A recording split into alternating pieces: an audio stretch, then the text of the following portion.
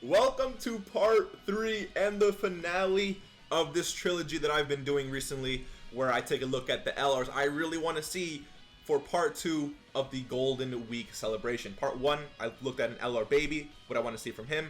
Part 2, I did the same thing but with Omega Shenron. And now in part 3, I'm doing the same thing but with Super 17. Let's hop straight into this video. So, Super 17, in my opinion, is probably the most deserving of the three, simply because Omega has some form of representation now, and Android, what am I saying? Baby also has a form, an LR in this game. Super 17 does not. So in my opinion, Super 17 is the most deserving of these three, and that's why I left him for last, to be honest. And also, I wanted to give Super 17 an ability where he was actually able to absorb key blast-based super attacks from the enemies, similar to how Android 19 and 20 do in Infinite Dragon Ball history, because that is very annoying. So he should be a lot stronger, honestly, whenever an enemy uses a key blast-based super attack on him. And last but not least, before we actually hop into this idea, I want to see in Hellfighter 17 that actually fuses with Android 17 into Super 17. That's what I really want to see from this part 2 LR. Let's hop into my idea. So just pretend, right, use your imagination. I want him to be tech, so that's why he's tech. Pretend this is LR here, and pretend that this card art actually has Hellfighter 17 and Android 17, alright? Do that for me, please. Use your imagination, okay? So their leader skill, I want it to be GT bosses and power absorption category, key +4 and 170% across the board. That's going to give you an official GT bosses lead and another official power absorption category lead, because LR Buhan or LR Butanks is not enough, in my opinion. On his 12 key, he does do colossal damage and heals 7% of HP, which is pretty good. And then on his 18 key, he raises attack and defense infinitely, causes mega colossal damage to enemy, and raises and actually heals 7% of HP. So he's going to heal no matter what super attack he's getting, which in my opinion is very, very good. And as you guys can see, I'm keeping the whole 7-17 theme here. For his passive skill, and I'm going to explain why I'm choosing everything, or why I'm, choosing everything that I'm choosing for their passive. I want him to reduce damage received by 17% at the start of turn. Okay, so that's going to allow him to look decent defensively. Attack and defense plus 77% at the start of turn. Okay, so not the strongest, but he can hold his own in a lot. Again, because he's also stacking, so I can't make this guy too strong. Attack plus 77% when performing an ultra super attack. This is very strong, a large buff, but you have to get the 18 key for it, right? And the reason I'm also making it a little bit hard to get the 18 key, because there's actually no key in this passive, because Android Assault is giving 2 key, GT is giving 2 key, Fear and Faith is giving 2 key, this Mechanical Menaces is also giving 2 key, so you can easily get the 18 key if you really wanted to. Maybe not too easily. He's also changing orb shape, which we'll get to in just a second, but I didn't give this guy any key because I want you to kind of work and for this 18 key, if that makes sense. When I say work, I mean a little bit of RNG and having to strategize and to know which specific units you got to use and all that good stuff. So keep that in mind.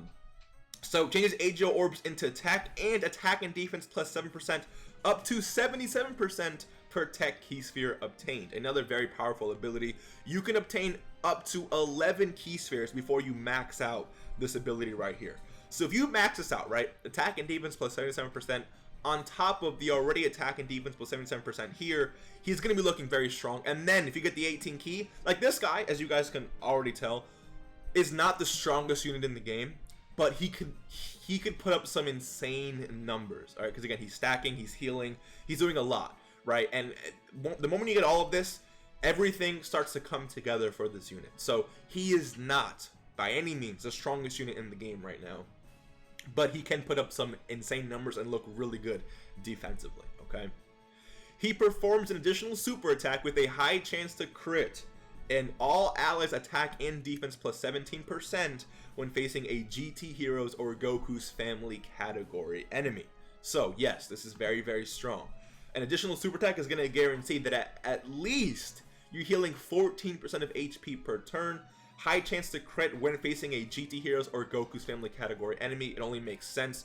Hellfighter 17, Android 17, Super 17 fought Super Saiyan 4 Goku, so Goku's a GT hero, and he's also Goku. So again, it only makes sense. Now his active skill will become available when he actually takes 3 super attacks. No, not super attacks. Sorry, when he takes 3 attacks or more. Okay, and then he fuses into Super 17. So it's a lot better than Jiren's active skill or even Super Saiyan 4 Gogeta's active skill, where it activates after 4 or 5 hits. This guy needs to get hit only 3 times to activate that. All right, so let me know what you guys think about this so far.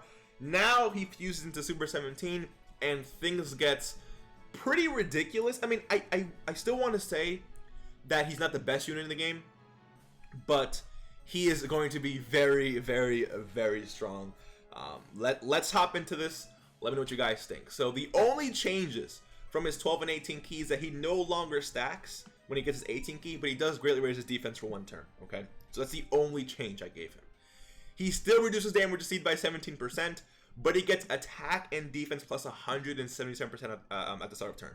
I made this very high for one reason. I'll explain that in a second. He absorbs Ki Blast base super attacks, max of 5 times. Okay, and Ki plus 1 up to 3, and attack and defense plus 11% up to 55% per Ki Blast super attack absorbed. So, although this sounds really nice, basically what it is, it's giving you nullification of any unit who's going to super attack you with any Ki Blast super attack, right? So again, it sounds really good, and it actually could save you in specific events. However, not every unit in the game could show you where enemies are super attacking. Therefore, actually, not only that, but you're gonna have to be lucky and put him in the slot where you think the super attack is gonna come, and sometimes the super attack does not come where you think it's gonna end up happening, right? So getting this guy built up to 55% extra attack and defense and 3 Ki is not going to be as easy as it seems, okay? And that's the reason why I gave him a lot of attack and defense at the start of turn. I didn't want his start of turn attack and defense to depend on how much he gets here, right? I just want this to be an addition to his already busted 177% attack and defense, if that makes sense, right? So if him absorbing 5 super attacks, not taking any damage, but absorbing 5 super attacks that have to be Ki Blast based, right? Getting Ki and getting stronger both attack and defensively makes this guy super powerful and formidable. Again, it just depends on who you're facing, right? Legendary Goku, man, I believe a lot of his attacks are physical attacks, so that actually will not work on this guy. Keep that in mind, okay? He still changes AGO orbs into tech, but instead of buffing himself, okay, I made it a support, because again, he can't be that broken.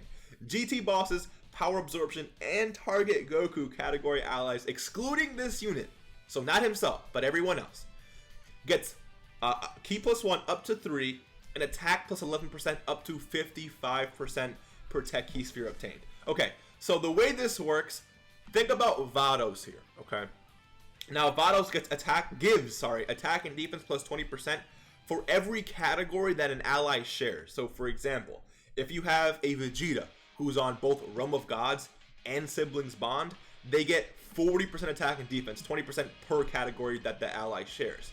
It's going to be very similar to how this unit works, but the only thing is that there's a cap of 55%. And again, I'll give you guys an example. Android 13 here. He's on target Goku and power absorption, right? So that is 2 of the 3 categories that this guy is buffing, which means that for every tech Ki sphere this guy obtains, he's going to be giving Android 13 22% attack and defense, because again, he's on both power absorption and target Goku, but up to a max only of 55%. So it can't go more than that. Hopefully that makes sense. Now the reason why I didn't add defense there is because this guy himself is already going to be extremely powerful defensively.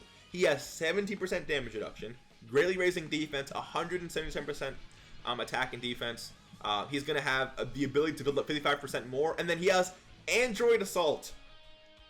Big bad. I think I made him a little bit too broken. Now that I'm thinking about this, I think defensively he's just not taking damage, right? But again, the really cool thing about it is that if I were to give all allies defense plus 55%, then everyone on the rotation would just become invincible, right?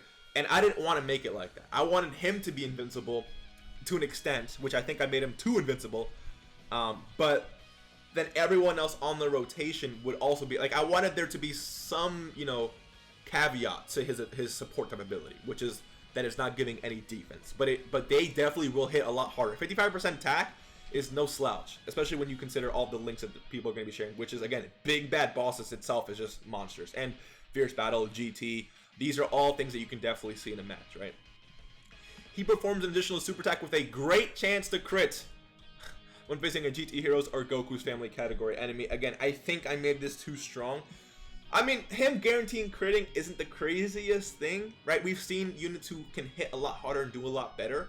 But, like, I mean, what's really tipping me over the edge right now is just the fact that, like, this ability right here, absorbing and getting up to 55% additional attack and defense, plus 177%, like that, it just gets a little bit too nutty. But again, I think I would not be upset if Super 17 became the best unit in the game. I don't know if this would merit him to be the best unit in the game. You guys can definitely let me know. Okay, let me speak English. You guys can definitely let me know what you think, how good you guys think this guy will be. Where would you rank him in the top 10 LRs, or even top 20 if he actually makes a top 20? I think he definitely makes a top 20, but let me know what you guys would put him. Now, there's another thing I wanted to do here, and I wanted to give this guy an easy A. Now, I actually wanted to challenge myself with this guy, because he definitely needs an easy A. I think we can all agree, right? He is absolute fodder. Leader skill is terrible. Rare chance of stun, terrible. He only gets buffed when facing only one enemy. So I wanted to actually challenge myself and make him good in every single event in the game, from Dokkan events to long events to long and challenging events to SBR, extreme SBR, all that good stuff. Now, he's not going to be broken in a way. He's going to be very limited, but he can look very, very good in every single event. Let me hop into my idea right here. You guys will see, okay? So he leads target Goku category Ki +3 and 77% across the board. Causes supreme damage, high chance to stun all enemies. This is how he starts getting good in SBR and extreme SBR. And all allies attack and defense plus 17%. Okay, so as you guys can see, I'm keeping the whole, 17 theme going on here. He gives himself 7 Ki and heals 17% of HP at the start of the turn. This is good everywhere, dude. And something like Battlefield, where you could take a lot of damage, him healing 17% HP, that's almost 2 bars of health, right? This is actually very, very, very good, okay? It's good everywhere, especially in SBR, extreme SBR, all that good stuff. He gets attack and defense plus 17%, which is infinite. And all enemies attack and defense minus 17% up to 34% at the start of each turn. So he works very similar to Kakunza and Rosie to Dispo, where they stack, but from their passive, not from their super attack. So he will continuously get 17% attack and defense every time he shows up, and the enemy will always continue to get debuffed up to 34% attack and defense at the start of each turn. This makes him very good in SBR and extreme SBR. He gets attack and defense plus 17% in addition per existing enemy, super class enemy, and pure Saiyan's category enemy, which is very, very strong. I know you're thinking, Mr. Baby, that's actually really weak. It's not. I'm going to explain why in just a second, okay? And then attack and defense plus 17% guards all attacks and performs an additional super attack when an enemy whose name includes Goku is present, okay? So let's just say, for instance, you bring this guy into the Legendary Goku event, or even the new GT Legendary Goku event, right? He is going to be looking very, very good, and here's why, right? So at the start of turn, right? Turn 1, he's going to have 17% attack and defense, which is not good at all. I feel you. He's also going to have an additional 17% attack and defense for a total of 34% attack and defense. He's going to be guarding, and he will perform an additional super attack where he's also going to be supporting all allies with 17% attack and defense. So if he gets 2 super attacks, that's 34% attack and defense to the rest of the rotation, making sure that they're hitting harder and defending a lot better, okay? So that's a lot. He's guarding and has 34% attack and defense at the start of turn. But Goku is also an enemy. He's also a super class enemy and he's also a pure Saiyan's category enemy, which means this attack and defense of plus 17% is getting activated 3 times, right? Just from the enemy Goku himself, plus this buff, plus the start of turn buff. So 17 times 5 is what, 85%? This guy is getting 85% attack and defense at the start of turn. Okay, he's guarding, perform an additional super attack, and is healing 17% of HP, right? That's at the start of turn. This guy continues to stack his attack and defense. He is not bad at all. And in Legendary Goku Vet, he can hang. He can definitely hang no matter what. It'll get to a point where this guard is going to be disgusting because of how much defense he's building up, right? And again, he's making sure that everyone on rotation is very, very strong. But then something like SBR or Extreme SBR, Mr. Baby, you're like, how is he going to be good in there, right? So, if you're facing 5 enemies in Extreme SBR, right? He's getting attack and defense plus 17% per existing enemy. That's 85% attack and defense, just the start of turn, because there's 5 enemies present. Plus the attack and defense plus 17% he got at the start of turn, plus the HP healing, okay? Keep that in mind. Now, if you're facing 5 super class enemies, that's enemies and super class enemies, he's getting that times 2, which is 170% attack and defense, right? Because 85 times 2 is 170, right? Yeah, 170. No, yeah, 170. Plus this, plus lowering their attack and defense, which means you're going to be hitting harder and defending better, and the heal, and he's supporting, and he has a high chance of stun. This guy is legitimately a god in SBR and Extreme SBR. Now, hopefully he's tech, right? Hopefully he's tech.